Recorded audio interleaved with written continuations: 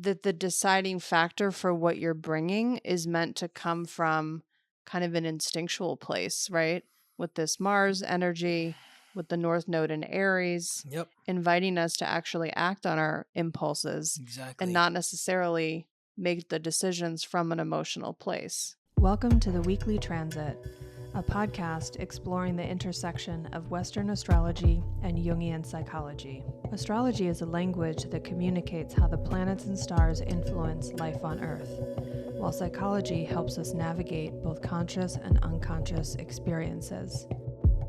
Together, these tools offer the potential for self-understanding, growth, and transformation. Join astrologer Scott Tajarian and me, psychotherapist Gabriella Durso, as we dive into the cosmic forecast each week.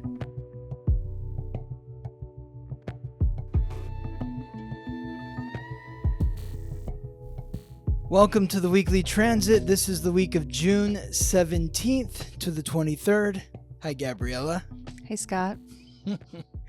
So this week, we are highlighting Mercury and the Sun transiting into Cancer, the cardinal water sign symbolized by the crab, as well as the full moon in Capricorn. This is the first full moon in Capricorn. There's going to be 2 full moons in Capricorn this year. This is the first full moon in Capricorn. Before we get started on the highlighted transits and the other transits for the week, I wanted to talk a bit about where the Sun is going to be transiting and where Mars is going to be transiting and what that could mean for people born in certain years, as we've been highlighting these past few weeks. So the Sun transits from 26 degrees in Gemini to 3 degrees in Cancer, which means if you were born between 1970 and 1973, then the Sun is going to be squaring your Pluto. If you were born between 2007 and 2010, the Sun will be opposing your Pluto. So both of these are challenging transits, the square perhaps more challenging than the opposition. I'm curious, could you explain the difference between a square and an opposition? I know they're both challenging, maybe in different ways. Yes, I think in different ways. For the square, it's a 90-degree angle. Mm-hmm. So a 90-degree angle, like if you literally have 4 points that are 90 degrees apart from each other, they make a square. So I Right. think of it as like driving down the road and you're going like, say, 60 miles an hour. If you need to make a 90-degree left-hand turn, you got to slow down. If you don't slow down, your car's going to spin out or roll. So there's a lot of tension with that 90-degree angle. Whereas the 180-degree angle, the opposition, you're opposite something. So there's 2 forces that are pressing against each other. So what does that mean? Or what's the difference? I think it really just comes down to the nuances of where the square is happening, where the opposition is happening. For instance, the square it begins with the Sun in Gemini, so degrees 26 to 29, squaring the last 4 degrees of those who were born with Pluto in Virgo. So you have the Sun in that Gemini energy, which is mutable air. It's the extroverted expression of the mind. It's being very communicative and outgoing and asking questions and connecting with a lot of different people, where that Virgo energy is the introverted expression of the mind. It is honing in on the details of what you are observing and how you're processing that through your conscious awareness. So those 2 points are squaring each other, where you have the tension between needing to be extroverted and communicating with a lot of different people and introverted processing. That sounds stressful. Okay, Hmm. good. And I guess that's maybe a good word for a square or an opposition, that there is a certain amount of maybe stress involved. Yes, there is. So as we continue with the sun when it moves into Cancer, that is going to square people who were born with Pluto in Libra. So Libra is cardinal air, Cancer is cardinal water. Cancer is the crab, it's very subtle, it's tied to the emotions. Libra's air, it's less emotional, it's more logical. Does this side balance with that side? So that's the tension there. Then when you think about the oppositions, the opposition with those last 4 degrees of Gemini is opposing people who were born with Pluto in Sagittarius. Gemini is calling you to listen. Sagittarius wants to do all the talking. And then when it moves into Cancer, it's that Cancer energy of the mother, the nurturer, opposing the Capricorn energy of those who are born with Pluto in Capricorn, which is about authority, achievement, and it's more rigid than the mother. Mm-hmm. So both are creating tension and stress. Right. And when I think of what inherently makes a situation stressful, I think of having sort of too many things to do, or maybe too many choices.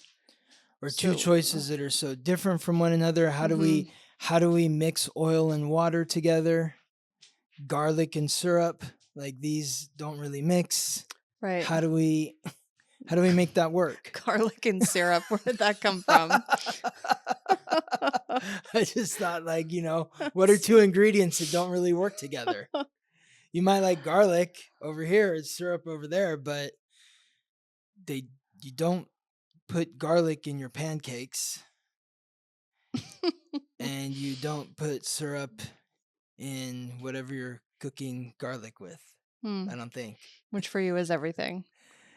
Yeah, Everything pretty much. is Yeah, garlic. I do garlic pancakes. Yes. That would work for you. I'm a vampire. Or no, I'm a vampire killer. Because vampires don't like the garlic. Yeah. Well, one uh, maybe something to think about for those who are experiencing these squares or these oppositions. Sometimes when I feel overwhelmed with a decision, or if that's coming up a lot for a client, Mm-hmm.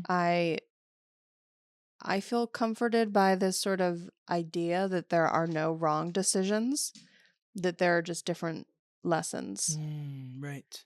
that each experience is going to teach you something, Mm-hmm. and whichever choice you make is the lesson that you might need in that moment. And maybe you don't know why you need it in that moment, but it becomes integrated for you later. Mm-hmm. But for me, that brings me some peace. Yes. So maybe it does for some of our listeners too. Yes, for sure.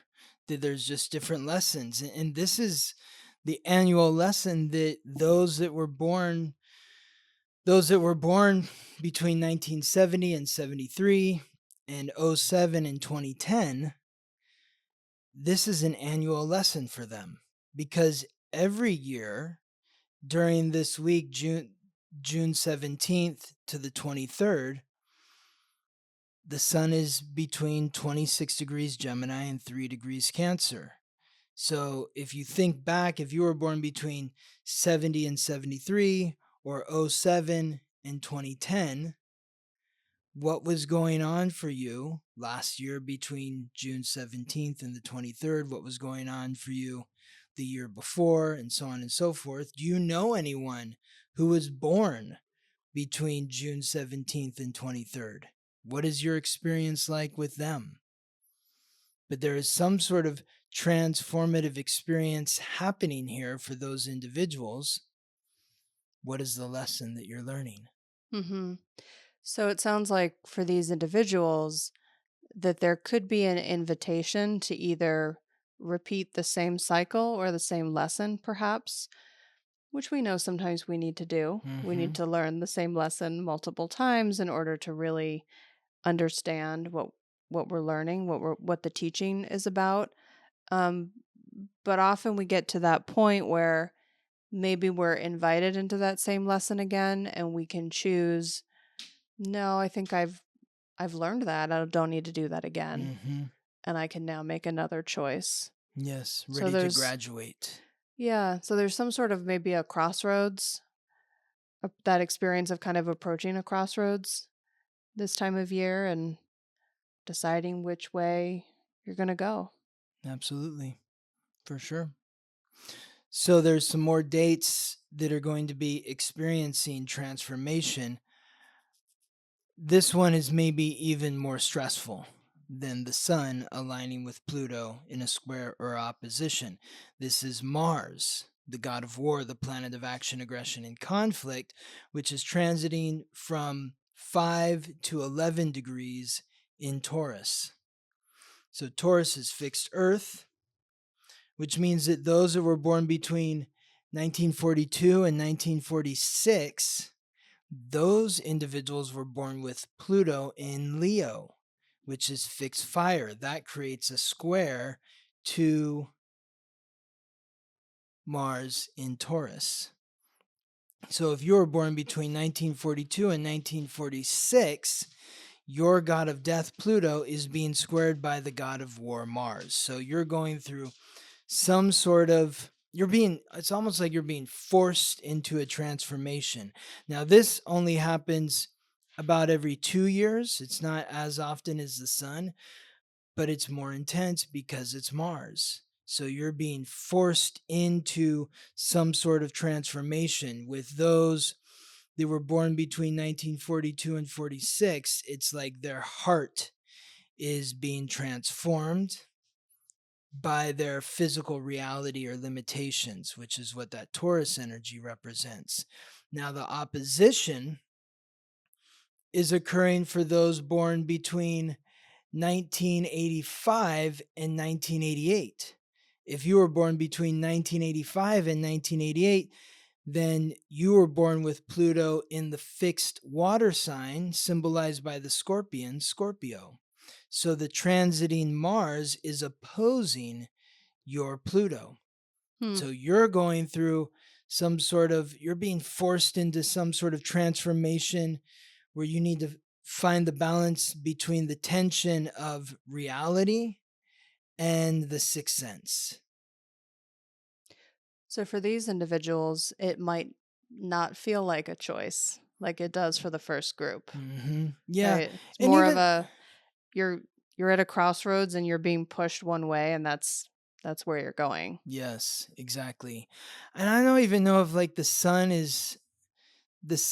square in opposition is a choice. Maybe it feels like something that you can lean in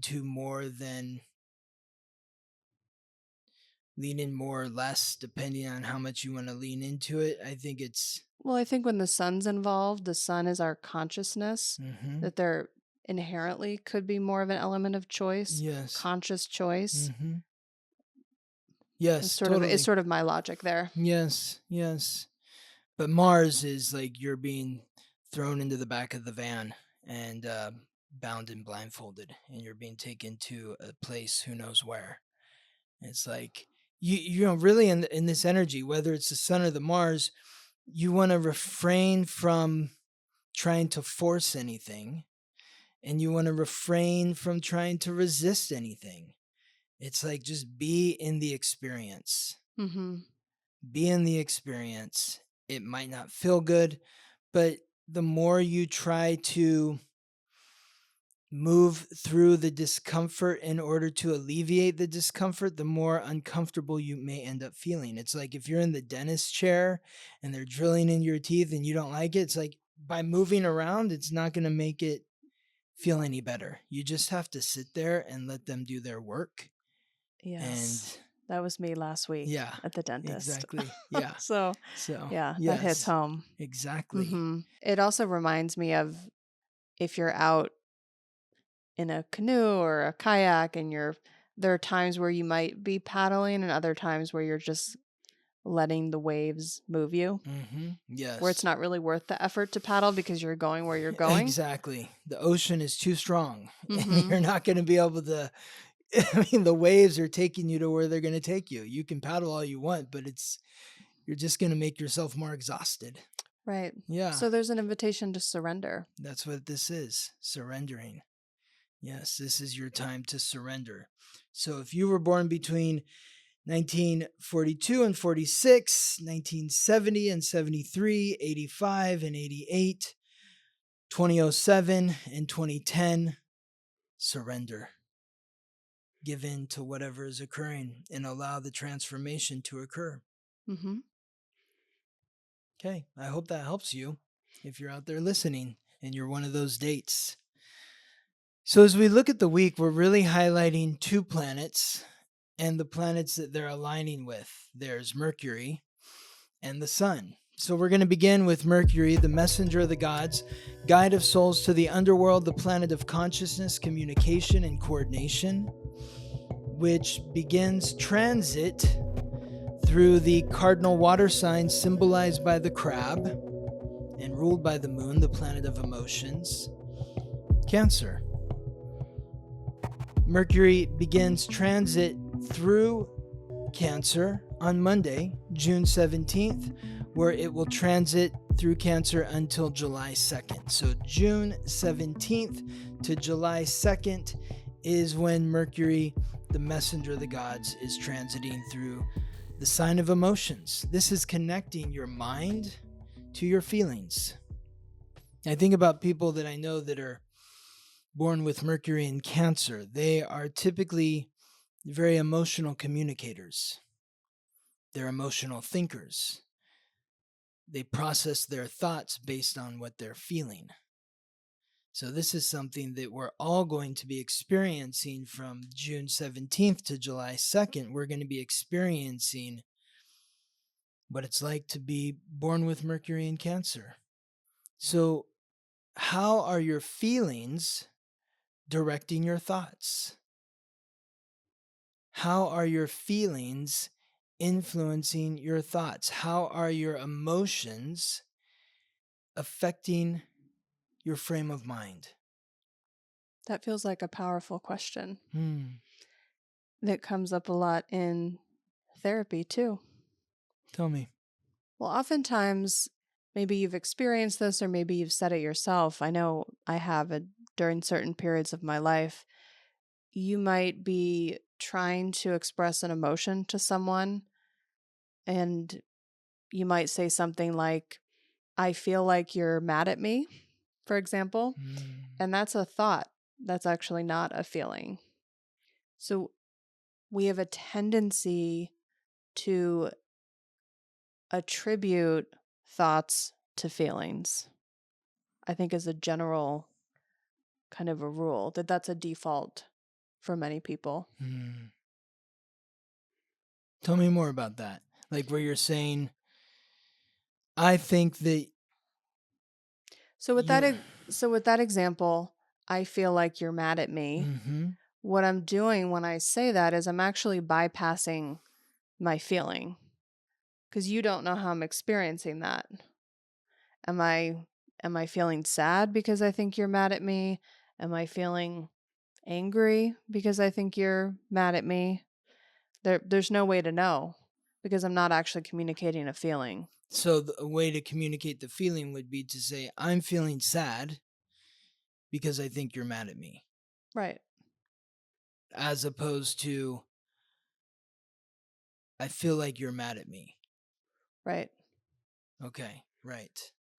So hopefully this Mercury in Cancer transit can help us connect the actual thought to the feeling, where we can articulate what we are feeling. That I'm feeling really sad right now. And you say, why do you feel sad? And I say, because I think you're angry at me. Mm-hmm. Right. It sounds like this transit is going to help us understand that they're different, that thoughts and feelings are different, which I don't think is something we often really consciously are invited into thinking about or processing about is that difference and the relationship between the two. Yes. I wonder why that is.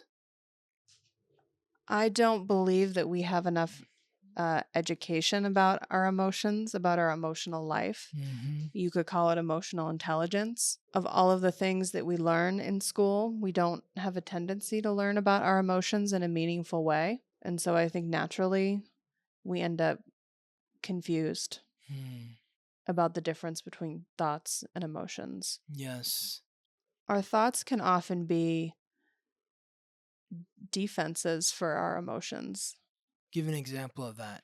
Well, I think the example I Just gave did, yeah. I just gave as an example because acknowledging your emotions is inherently vulnerable.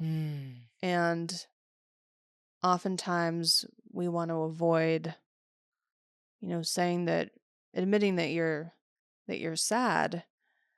It has a way of, for most relationships, most conversations, it's really going to slow down the other person. There's something really, You become vulnerable. you So become that vulnerable. slows them down. It Yes. slows them down. But when you stay in that mental space, I don't know if you noticed when I said, I feel like you're mad at me, that's more of an accusation. It's more Yes. about what is going on for you than what's going on for me. Yeah. But It's not me and my feeling. It's your fault. I feel like you're mad at me. That's not a feeling. That's your perception. That's your thought. right. Because you don't really know how I'm feeling. And you don't know how I'm feeling because I haven't shared it. That's what in I'm that saying. example, right? That's what I'm saying. Like you being the person that I'm saying, Right. I feel like you're mad at me, but I really don't know how Mm-hmm. you're feeling. And what I'm sharing is not a feeling. I'm sharing my mental perception. To be vulnerable would be to say that I feel sad. Yes. Why is that? Because I think you're angry at me. Okay. Right. Yeah. Okay. So how can we, and when you think about Cancer being symbolized by the crab is that very subtle creature. It's moving sideways. It's really sensing what is going on around it before it takes that subtle step in the direction that it wants to go. Right. And the crab as well has a hard outer shell. So naturally there's a desire to protect our emotions. Yeah, and those claws to snip at you. Mm-hmm. Are you being crabby in your communication? But really, how can you take a subtle approach in the way that you're communicating with others by really honoring what you are feeling? By saying, I feel sad, or I feel hurt, or I feel angry, you're actually being more subtle than direct. Or, like you were saying, accusatory. I feel like you're angry at me. That's making an accusation that's not subtle. But by saying, I feel sad, I feel hurt, I feel angry, you're not lobbing an accusation. You're being vulnerable, and there's more subtlety to vulnerability than there is through being accusatory. Absolutely. Well, it's a more receptive energy. Yes. You're going within yourself and connecting with what's happening inside versus externalizing.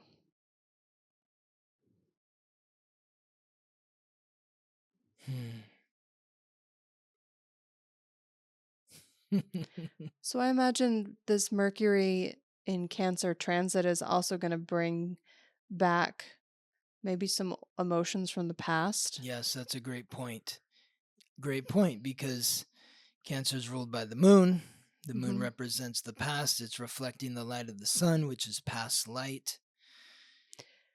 And the mother. And the mother. Experiences of being nurtured as well. So think about the roots of how you learned to communicate, the way that you're communicating. Like if you're somebody who now you're noticing that I do that. I am the one that's making those accusations. Well, you've been mad at me, or I feel like you're mad at me. Think back. Where did I learn how to communicate this way? Was it from my parents, my grandparents? Is this the way that our family communicates? I mean, I think about my own family, and I'm not even just talking about the what do you call The nuclear the family. nuclear family. I'm talking about like the broader cousins and everything. There's a lot of emotions in the communication. A Hmm. lot of yelling, a lot of screaming, a lot of talking over each other. How do you get a word in? Everyone's communicating that way. That's how they learned. So maybe we're being shown what is our default setting for our emotional nature. And is that really how we feel anymore? Yes. Like a great example is anger. Uh-huh. One way to look at anger is that it's often a secondary emotion. And so beneath anger can be fear, it can be grief, anger can be a defense for Mm-hmm. other emotions. Yes. Well, when I think of like my extended family, and I just think of, the history of Armenia and the genocide and being forced from their homes and family members being killed and taken away and that sort of stuff, there's a lot of fear. And that comes across as anger and yelling at each other. And there's a lot of emotions that come up in the communication. So, what is the origin of the way that you communicate? Where does that stem from in your family, in your roots? How did you learn to communicate in the way that you're communicating right now? How can you be more nurturing, kind, and caring to yourself and your own mental process and to those that you are communicating with? That's some of the work with this Mercury and Cancer transit. Mm-hmm. I wonder too if there might be an element of reparenting here Yes, that's another great because of point. the Cancer energy, Absolutely. kind of learning how to mother yourself through some of these difficulties, maybe some of these realizations that, oh, I thought I was an angry person, but I've actually just been grieving, Hmm. or I'm actually really afraid of something that might be happening in my life. Yes. And being willing to nurture and care for yourself during that realization and be a parent to yourself, maybe in a way that you weren't able to receive from your actual mother. Mm-hmm. That's that sense of kindness and nurturing in your mental process and how you Yes, speak to yourself. absolutely. Like there was a woman at the grocery store who I've kind of I have a little rapport with, one of the checkout ladies, and she's a Virgo. And I had mentioned like we'd had a conversation about Virgo. It was maybe a month ago, and then I saw her again recently. And I was like, "Oh, it's my Virgo friend." And she's like I'm not sure if she really remembered me, but she was like, "Oh, wow, you remember, I'm like, "Yeah, of course. Like once you tell me that stuff, I'm not going to forget it." She's like, "You know about that?" I'm like, "Yes, I'm an astrologer." And she's like, "Well, tell me one thing about Virgo. There's people like kind of lining up. And so I got to be quick." And I'm just like, it's all about the details. It's the perfectionist. And she's like, "That's my mother. Her voice is just in my head, constantly, you know, analyzing me, being critical towards me." And that's Hmm.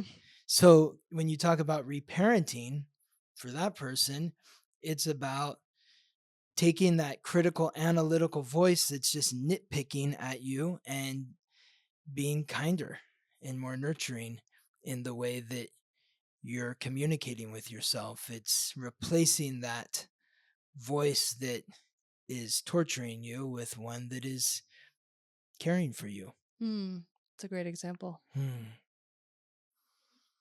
So the last time that Mercury transited through Cancer was June 26th to July 10th, 2023. The time before that was July 4th to the 19th, 2022.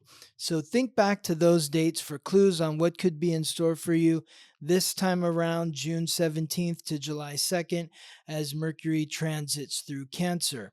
And for those of you that were born with key astrological points and planets in Aries or Libra, there could be some challenges with the communication as Mercury transits through Cancer. In a sense, you may feel like you're having your own Mercury retrograde, maybe coordination, communication, your thought process is amiss during the time period when Mercury is squaring whatever is in your chart in Aries or Libra. Of course, if you want to know how these transits or any other transits are affecting you directly, I encourage you to contact me for a reading at theweeklytransit.com.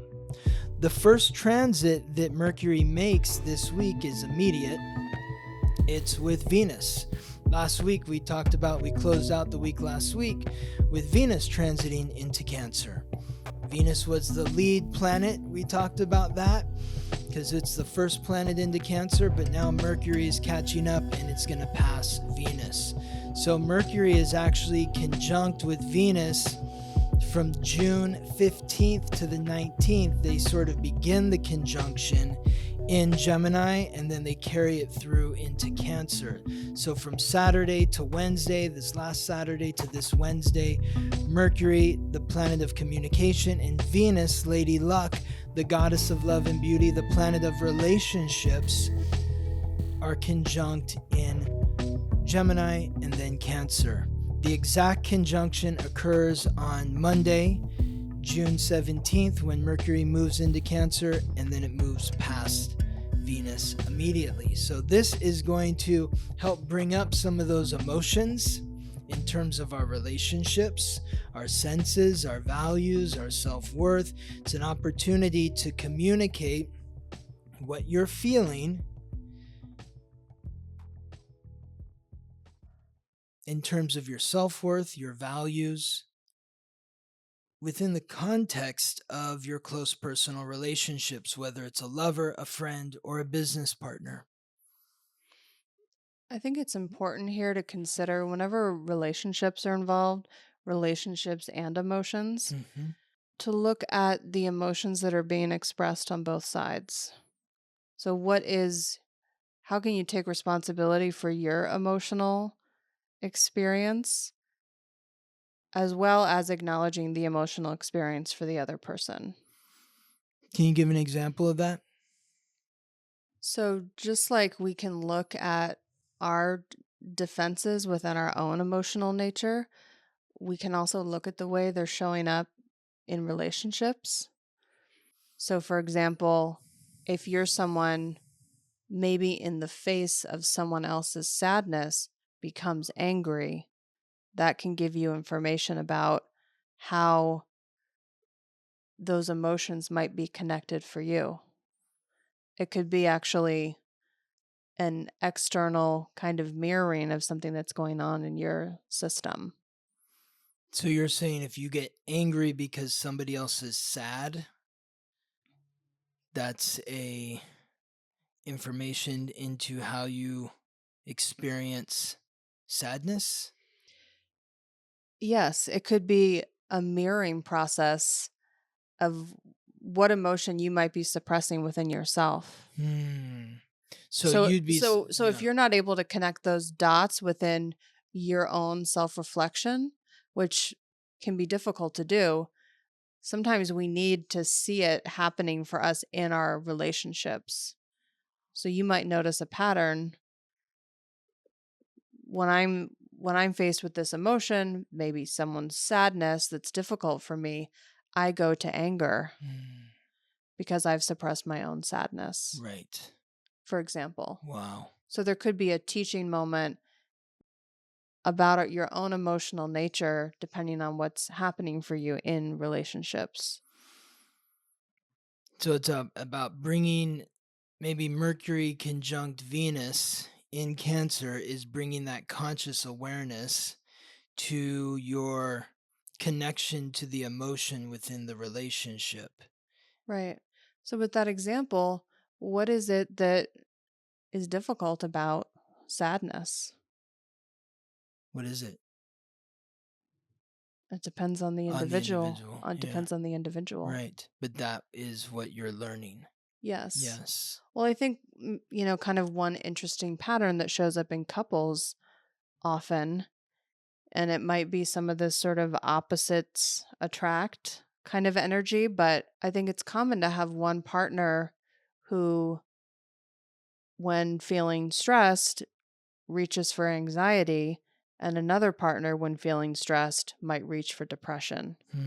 And so there's an experience of coming together to experience the opposite in the other, to help us understand what is our relationship with that thing. Right. So for some people, anxiety actually feels like it's more productive in some way. And for others, depression feels more productive in some ways. And you can look at them as opposites in the sense that anxiety is an invitation to almost do more and depression to do less.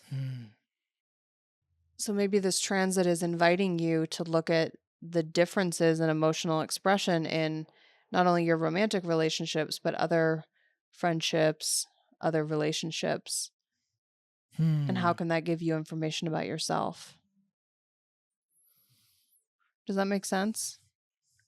I think what you're saying is you're learning how to understand your emotions through your relationships and how the emotional expression of, let's say, a friend, how it affects you is giving you insight into your emotional nature. Yes. Especially, the key here is especially if other people's emotions are bothering you during this time. That's the indication that something's suppressed in you. So I guess the question is, what emotional expressions agitate you? It's a great question. Is it the depression of somebody, their anxiety? Is it their sadness, their blissfulness, or their anger?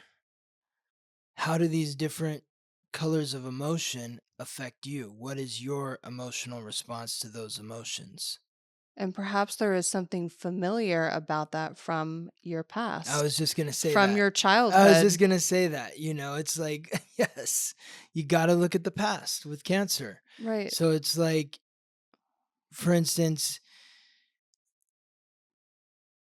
there's an emotion that you have that bothers me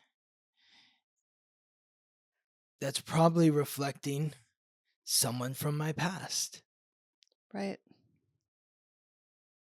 Like, was it my mother or my father or my sibling? There's nothing that I'm experiencing in my relationships that is of some sort of new emotional experience. It's not new. It's not new. So Yeah. it's so important to reflect upon the past and really think about the emotional experiences that you're having in your relationship and your ability to communicate from that emotional place or process the emotions on a conscious level in reflecting on where do these stem from. Where's the seed? Yes. When was the seed planted? Yes, exactly. Yes. And what do you want to do with it now that it's grown into something that you could continue to engage with, or you could make a different choice? Yeah. Do you nurture the plant or do you trim it back? Right. Yeah. Okay, wow.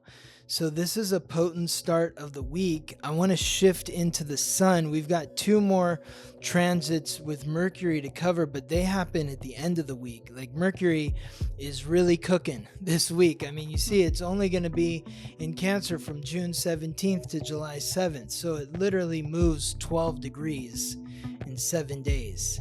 This is why, I'm always saying, like, during Mercury retrograde, like when Mercury is stuck at the same degree for 7 days as it's beginning or ending the retrograde, here we are 7 days and Mercury's moving 12 degrees. Wow. So the last 2 transits that Mercury makes are at degrees 9 and 12. So it happens at the end of the week. So before we get to those, let's talk about the sun. Because the sun, in the beginning of the week, as we said, is transiting through Gemini. The sun is the giver of light, life, and vitality, transiting through the mutable air sign symbolized by the twins, Gemini. As the sun completes its transit through Gemini, it squares off with Neptune, the god of fresh water and the sea, the planet of illusion, deception, compassion, and intuition, transiting at the final degree, the 29th degree, in the mutable water sign symbolized by the fish, Pisces. This transit occurs from June 18th to the 21st, that's Tuesday to Friday, with an exact square occurring on Thursday, June 20th. That is the day that the sun transits into Cancer, as it does every year around June 20th or 21st until July 22nd. So before the sun transits into Cancer, it forms a square with Neptune.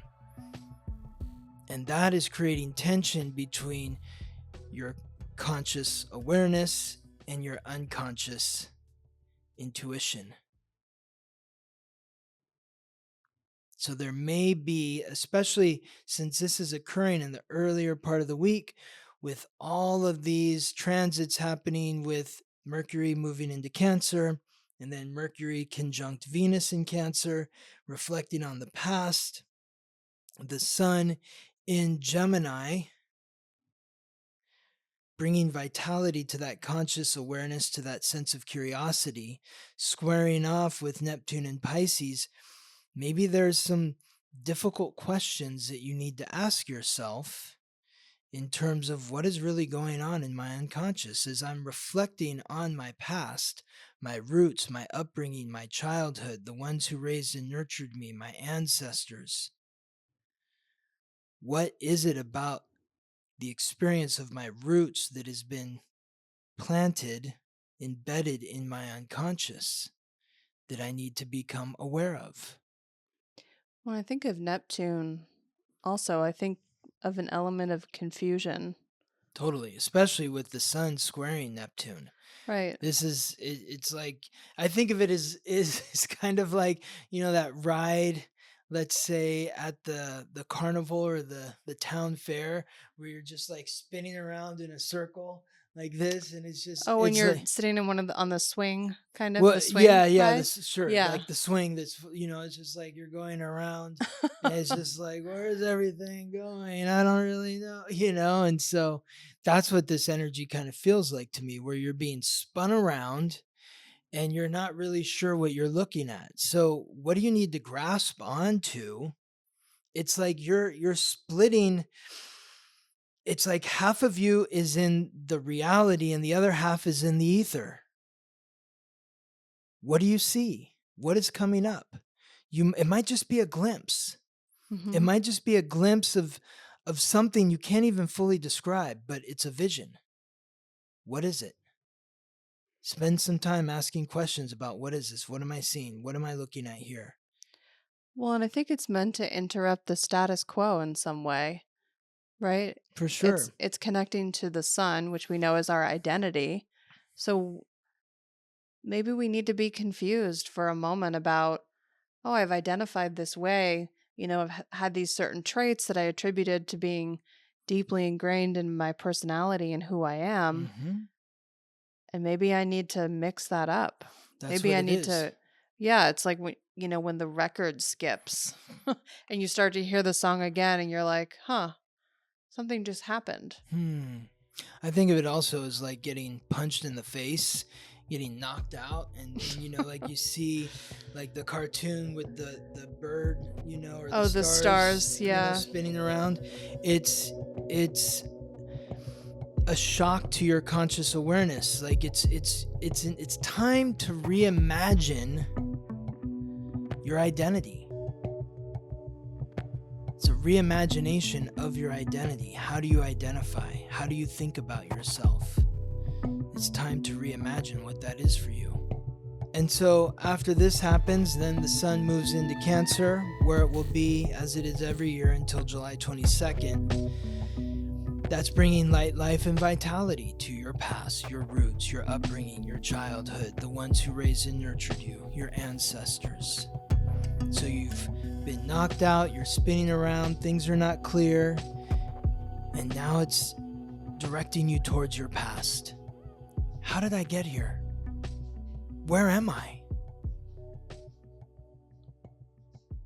It's like almost like a sense of amnesia. Like you've woke up and you're like, where am I? I don't even know where I am. You got to start investigating into your past, but investigating through your feelings, your emotions. What is going on with me emotionally?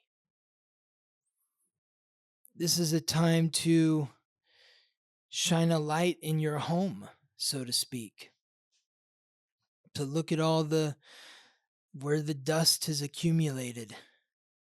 Maybe it's like returning to home where you've been out of town and you've been gone for a week or a month or maybe a year. Someone else was living there.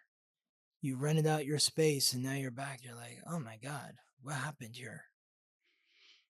I've had several of those experiences. Yes. Like coming back home and recognizing that something's changed in some way and you're not sure if you like the change or not. Yes. Or if it's you who implemented that or some sort of a shift.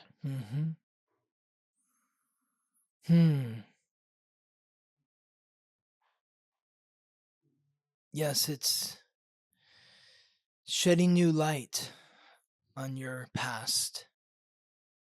I mean, I think of therapy, like I'm sure in therapy you're talking a lot about the past and the origins of any experiences that anyone's having. We're often looking at how the past has influenced the present. Yes. Knowing that doesn't have to influence how we move forward, but that it's a part of our story instead of necessarily the whole story. Yes. It's where we've been, but it's not where we have to go. Right. Just because that happened to you in the past doesn't mean that that's what always needs to happen in your life. But it's helpful to understand, wow, I've developed the way that I have because of those past experiences that I've had. And once you bring conscious awareness to that, you no longer have to live in that cycle if you don't want to. Right. If you have a realization that it's not serving you in some way, then you can change once you understand it. Yes. And that's like you were saying, the sun is consciousness. So it's bringing that conscious awareness to your past, to your roots, to your origins. Once you have that conscious awareness, now you can decide if you want to continue in that frequency or if you want to change the song. Absolutely. Yes. It's like you've turned on the light in the dark room and you can look around and see everything. So there's 3 more transits for the week. kind of incorporating them all together because they're all sort of happening at the same time. It culminates with the full moon in Capricorn, but the same day as the full moon in Capricorn, which is Friday, June 21st at 6:08 p.m. Pacific time, 9:08 Eastern time. Same day that happens, Mercury, transiting through Cancer, forms a sextile, a supportive aspect with Mars in Taurus. Mars is the god of war, the planet of action, aggression, and conflict. Taurus is the fixed earth sign symbolized by the bull. These two heavenly bodies are in alignment with each other from June 19th to the 22nd. That's Wednesday to Saturday, with an exact sextile occurring on Friday, June 21st. The same day that happens is the full moon in Capricorn. Now, there's 2 full moons in Capricorn this year.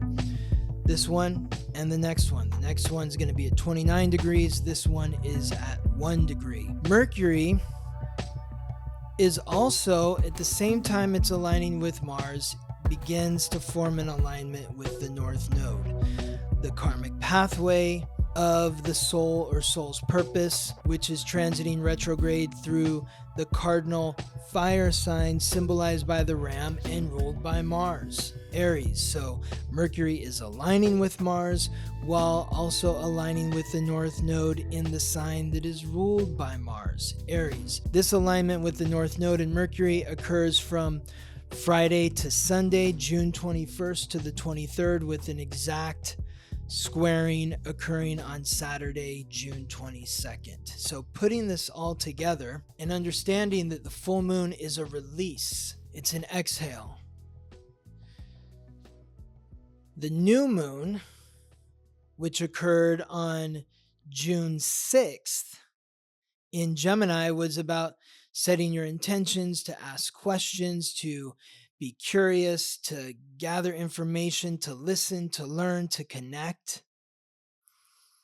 And when you're doing that, I think of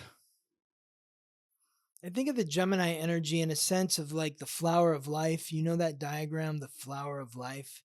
It's like Vesica Pisces or the Venn diagram. Yes. And you have the circle and you have all these other circles around it. Mm-hmm. And there's several circles that go deep within the one center circle. I think it's about 5 or 6 circles, and they form like this point in the center of the circle. And then there's several that just kind of dip in on the outside of the circle. Mm-hmm. That's kind of the Gemini energy. As we set our intentions to ask questions, gather information, be curious, listen, learn a little bit about a lot, connect, some stuff is going to filter in and it's going to be a yes, and some stuff is going to be a no, and it filters out. The no is kind of those outside circles that just kind of dip into the one circle. They don't get deep. Now that the planets are moving into Cancer, it's about which of these ideas do you really want to nurture? And the ones that you want to nurture are based on your goals and ambitions, what you want to accomplish and achieve. When you think about Capricorn, where the full moon is, Capricorn is the cardinal earth sign symbolized by the goat, representing taking those steps to climb to the top of the mountain. What do you want to accomplish and achieve? Because you can't carry everything with you. Exactly. That's why when people are climbing up, say, Mount Everest, there's a base camp. Mm-hmm. And they're not taking everything from the base camp up to the peak. There's no way. So you got to leave. So you get to the base camp, you take some things up to, maybe a camp that's higher up. And you're constantly like leaving things at these camps as you're getting higher and higher up. Because there's only so much that you can take to the top of the mountain. And so when you think about that full moon and the oppositions, and we're thinking about the tension, because the full moon is fully reflecting the light of the sun. So it's opposite the sun. The sun is in Cancer. That represents your roots, your past, your upbringing, your childhood, the ones who raised and nurtured you, and your ancestors. So what is it from those areas of your life that are maybe holding you back from achieving your goals and ambitions? Maybe what stories from the past. It could be stories, it could be something physical, but it could Mhm. be mental, it could be energetic, it could be emotional. What is it? What is it about your roots, your past, your upbringing, your childhood, the ones who raised and nurtured you, or your ancestors that is holding you back from achieving your goals and ambitions? So do you see this as a difficult process of when I think about this image of maybe packing a bag to hike Mount Everest, for example, of maybe some challenges about what you want to pack and what you might have to leave behind? I think there definitely are some challenges, but I think we're being supported by these other two aspects. Because when you think about Mercury transiting through Cancer, so that mental awareness of your past, your roots, your upbringing, your childhood, the ones who raised and nurtured you, your ancestors, aligning with Mars, the planet of action, aggression, conflict, in the sign of Taurus, which represents self worth and values. So we're thinking about everything that we've carried with us from our past. And now it's aligning with Mars, that go energy in Taurus, which is like, what am I carrying here mentally or maybe even physically that doesn't really adhere to my values, my self worth? That it's not worth it for me to take this with me on my journey. Right. That's the Mars in Taurus energy. Now, the North Node in Aries is really pushing us to make those hard decisions, to say, no, this isn't authentic to me. This makes sense. This was my grandma, or this was my grandpa, or this was my mom or my dad, or my aunt, my uncle, or that friend I had in the third grade. That was them, and it made sense for me then in those moments, but it's not who I am now. Mhm. I've changed. So this might feel a little bit like, okay, you're moving and you only have an hour to pack. Yes. That's a good, So yes. there's some pressure. Good example. Yes, there is some pressure there. There's some pressure here, but also I imagine that the deciding factor for what you're bringing is meant to come from kind of an instinctual place, right? With this Mars energy, with the North Node in Aries, Yep, inviting us to actually act on our impulses and exactly. not necessarily make the decisions from an emotional place. That's it. That's it. It's helping us take that emotion. Remember, Earth gives water form. And so Mercury's in Cancer, which is that emotional water energy, but it's hitting the shore of that Taurus energy of Earth. What do I really want to take with me? Mhm. Because if I'm thinking about my emotions, then I want to take it all. It all has sentimental value. Right. But what do I really need? What is truly reflecting me? What is honoring my self worth? When I'm thinking about climbing to the top of the mountain, I have goals, I have ambitions, I have something that I want to achieve. There's a limited amount of time for me to get from here to the top of the mountain. The storm is coming. I got to get up there and back before it comes through, or I'm going to get stuck up there and I'm never going to get down. Right. And I can't be weighed down. And I can't be weighed down. So Mhm. what is the essential? What are the essentials that I need to take with me? I think too with this Taurus energy, I often think of Taurus as a like when I think about values, I think about lessons and what we're learning. And so I wonder too if part of why you might not need to take certain things is because you've already learned whatever that is. Mm-hmm. You've already read that book a dozen times. Yep. So you don't need to bring it with you. Yes. It's already there. It's It's already a already part of you. there. Right. You've integrated that value as a part of who you are and what you're Mm-hmm. taking forward. Or maybe it's something you used to value from the past that it just doesn't hold that charge for you anymore. It's not helping you. It's actually weighing you down. Right. You can understand and look back about how this one item helped me, whether it's a physical item or it's a mental or emotional item that you're holding on to internally. You can see how this helped me get to this point, Mm-hmm. but it's not going to help me get any further. It's actually going to hold me back from Right. getting any further. So that's what this energy is about, sussing this out. And if we're honest, we all know what those items are for us. We know the items we reach for in our closet, and we know the ones that we push to the back that we're not really, they don't really fit us either literally or symbolically in some way, but we kind of hang on to them Yes. because maybe, oh, I wore this to somebody's wedding or a baby shower or maybe an emotional event, but it's not really, you're not really keeping it for yourself. Yep. Yes. And so I really encourage you to see like where you are right now on your journey and where you're going to be in 28 days when the sun and the moon are opposing each other again from the final degree of Cancer and Capricorn. So if you're curious to know how the next lunar cycle is affecting you directly, which we'll be discussing the new moon in Cancer and the second full moon in Capricorn, enroll in my moon cycle classes at theweeklytransit.com. Would you like to share anything else about your moon cycle classes for those who might be new listeners or who might be curious about signing up? I would just say that the moon cycle classes are small. They're anywhere from maybe 4 to 12 people. It's a very intimate, vulnerable setting. You are safe there energetically to share whatever you feel comfortable sharing. There's always a feeling of love and support among the people in the class. I really appreciate everyone who's ever taken a moon cycle class, especially the ones who are like the regulars, because they really bring such great energy. And, these classes aren't just about learning how the lunar cycle is going to be affecting you. It's also teaching you how to read your chart, how to understand what you're looking at in terms of your astrological code.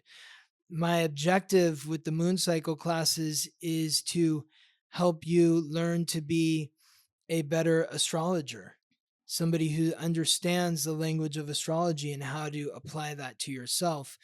Of course, the center point is the new moon in the first class and the full moon in the second class, but we get into all kinds of other topics like the North Node or Chiron, or even dabble in human design and how that is affecting things and what that means in reflection of your astrological code. So it's 4 hours of classes, 2 hours for the first one, 2 hours for the second one. So 2 hours for the new moon and 2 hours for the full moon. Exactly. So we cover a lot. It's deep and it's interactive. And so bring questions, bring your wisdom and your insight, and let's have a great conversation on how the planetary transits are affecting you and how to work with the energy. A few things strike me as really important about these moon cycle classes. And I just want to speak to one thing you said. You said teaching you how to be a better astrologer, but also just to say that beginners are welcome in the class. And it's not, it can become advanced in terms of the depth that you go in your understanding of these cycles. But it's, I think, to borrow a phrase from you, it's complex, but it doesn't have to be complicated. Exactly. So beginners are welcome. Absolutely, yes. And there's a really beautiful established community, as you mentioned too.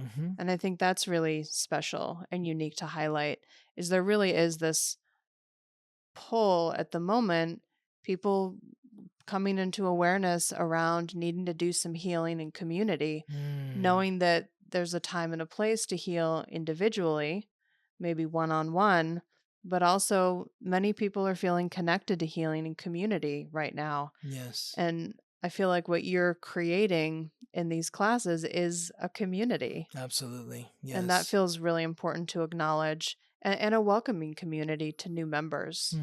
Thank you. As well. Absolutely. And the other thing to highlight that I think is really special about your classes is it's not just a general class about what the new moon or the full moon represent sort of in totality.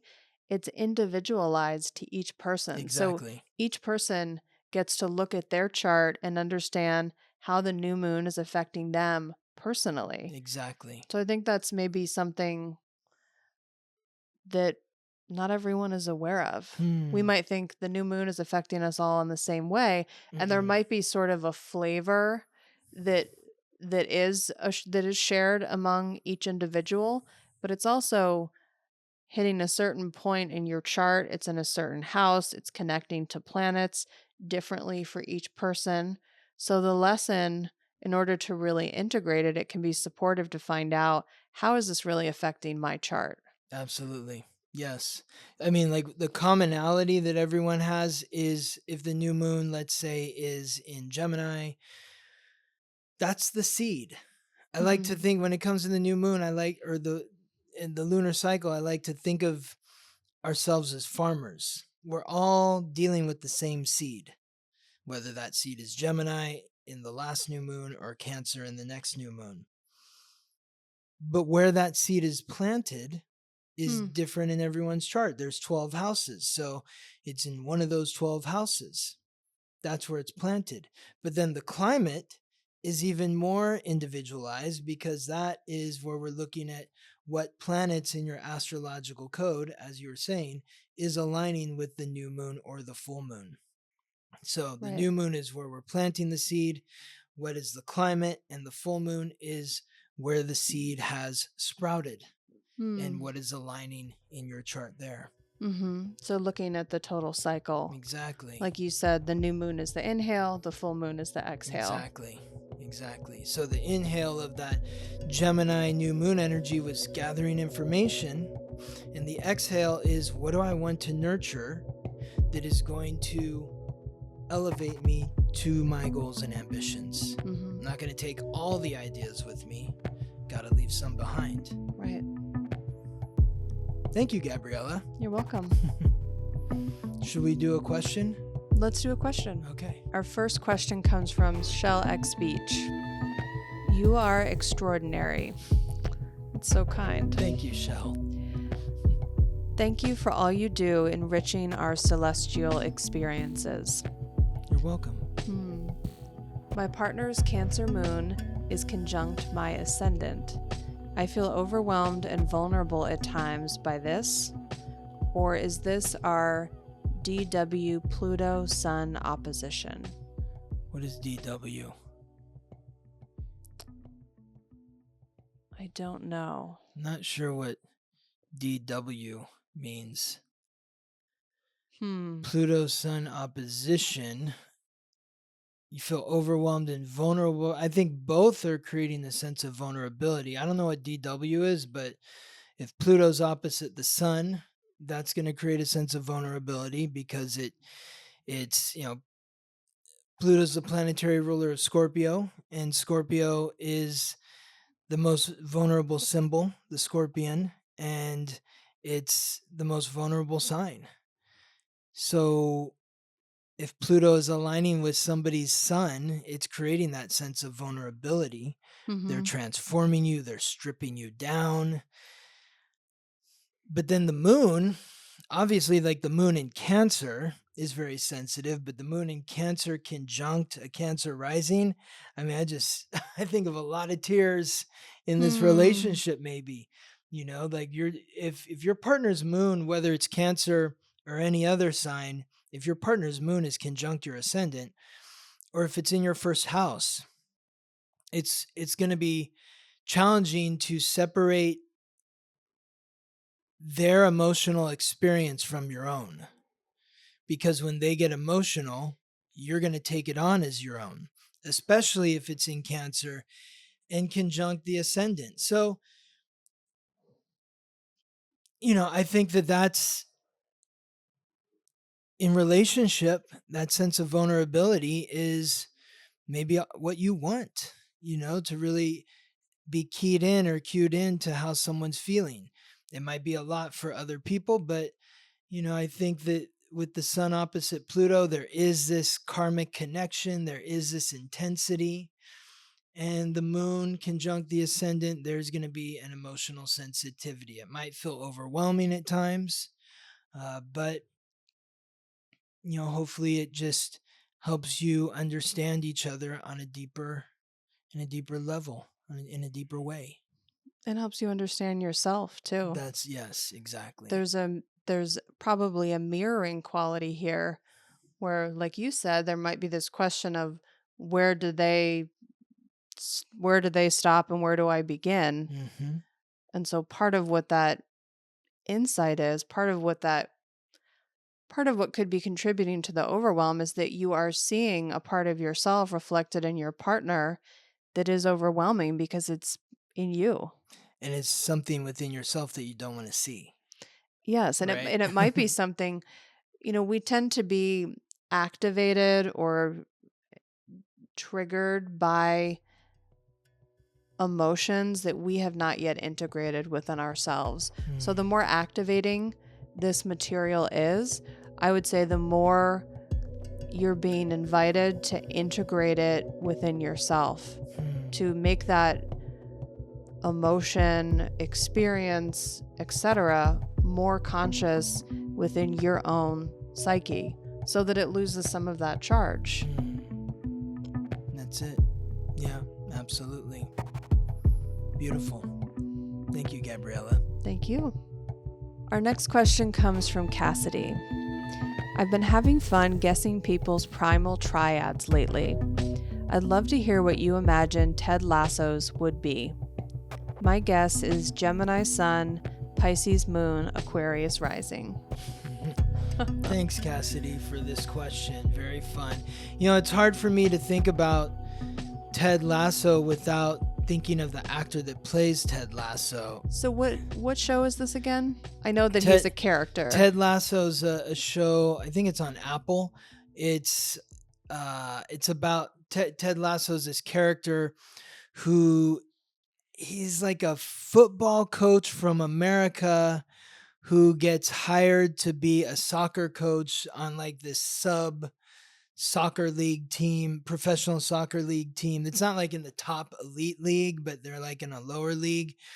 And there's this whole thing where they're trying to like torpedo the team and make it not good. And so they hire this guy, Ted Lasso, who knows nothing about soccer. He's a football coach from America, but they hire him to be the soccer coach. And it's very endearing. He just has a good attitude, like a real happy-go-lucky kind of guy. And you can't help but root for him and this team, this kind of hapless team as they find their way. But the character Ted Lasso is played by Jason Sudeikis. And I think he's a Pisces Moon. I know he's a Virgo Sun. Pretty sure he's a Pisces Moon. So I think the Pisces Moon, that makes sense.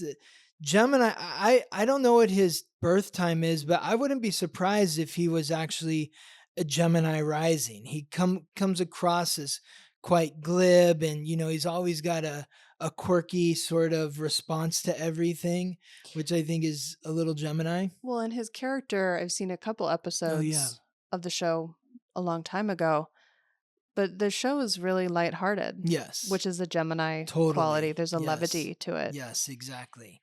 Exactly. The Aquarius, I don't know if I would think of him as an Aquarius rising, because Aquarius, I don't know.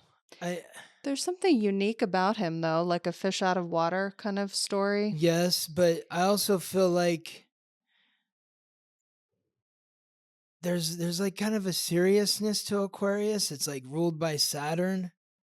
So I don't know. I don't know if Aquarius. Maybe I could see Aquarius. It's the team. He's the leader of the team. It's kind of the eccentric part of Aquarius. Yeah. Mm-hmm. I could see that. Yeah.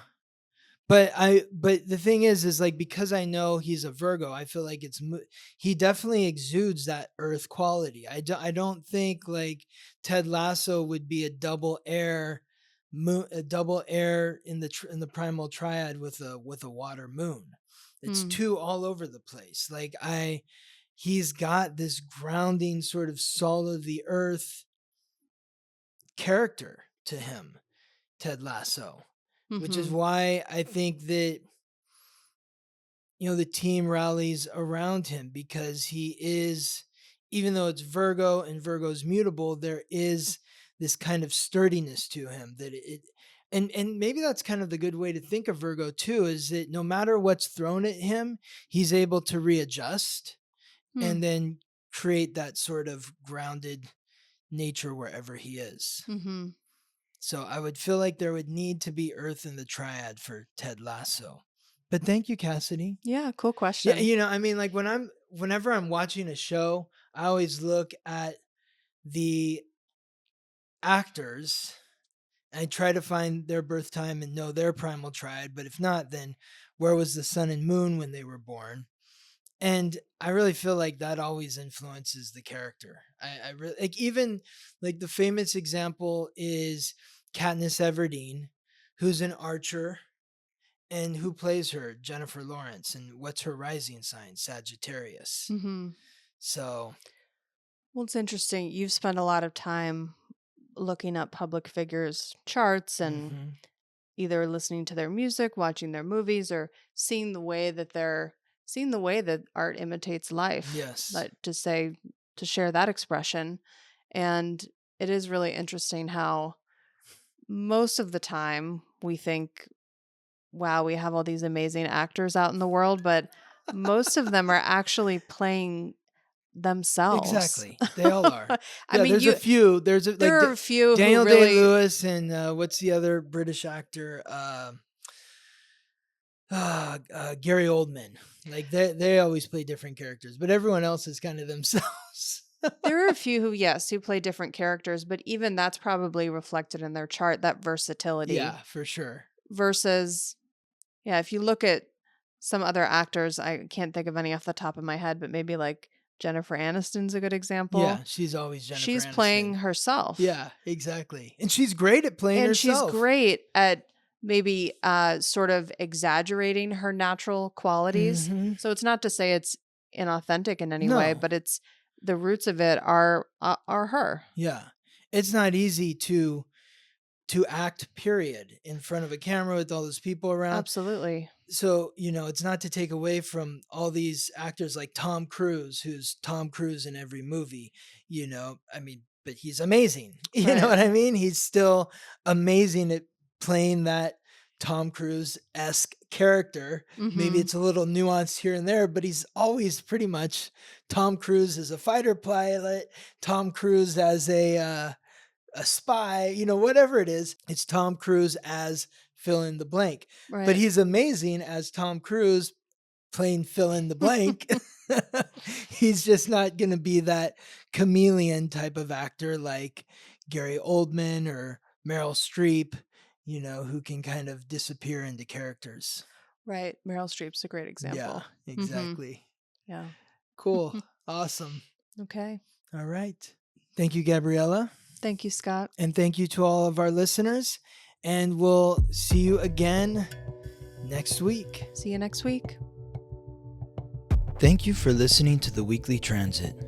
If you're curious to learn how these transits or any others may be affecting you, or if you are interested in learning more about your astrological code, contact me for a reading at theweeklytransit.com.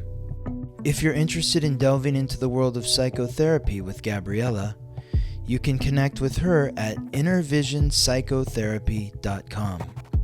This episode was produced by me, Scott Tajarian. Music written by Ben Leinbach from Listen Deep by Amber Herzog Lyman.